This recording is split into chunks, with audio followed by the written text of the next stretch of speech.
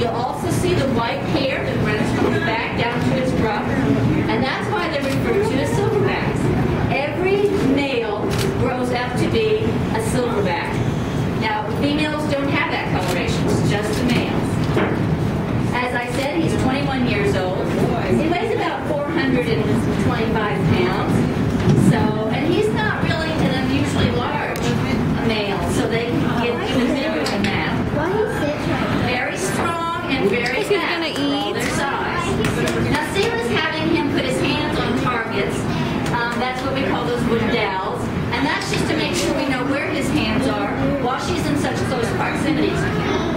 Now that he's holding onto those dowels, she's going to ask for certain behaviors, as she did right there with presenting his foot to us.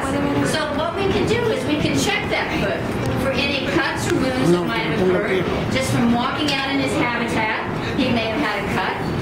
So this tool of operant conditioning really helps us to monitor his health. And if there are any problems, then we can determine is it something that he will heal on his own? Do we need to do some sort of intervention or bring the vet in? And sometimes they're not sure what we're asking for. It might take a second. This is all very positive. He gets, as you see, food rewards for our requests. And it's also positive because of the interaction with the keeper. Some of the animals really enjoy just interacting with the keeper also. There is nothing negative involved in this. If he decided he didn't want to come up today or he didn't want to do a command, we would simply move on. There is no punishment involved whatsoever. We do everything from request the top of his head to his toes to his fingers. There is a purpose for all of this. The shoulder is important because we do hand injections. And that's pretty amazing when you think about it, because you know there's pain involved if you've ever had a shot. And the fact that they will sit there and let us stick them with a syringe and have their cooperation with it is pretty amazing. Sometimes we do have to do injections if we need to anesthetize them for a medical procedure, or if we have to give them some kind of medication. Packer's getting a little confused at the moment, but he'll work it out. He's really very good with his training. He's always been good. He's been very motivated. He enjoys it a lot. The subtle little things like she just asked for a lip. Again, it all has purpose. One of the biggest things that we do is that throughout the United States zoos, we have been requested to work with the male population of gorillas in getting cardiac ultrasounds.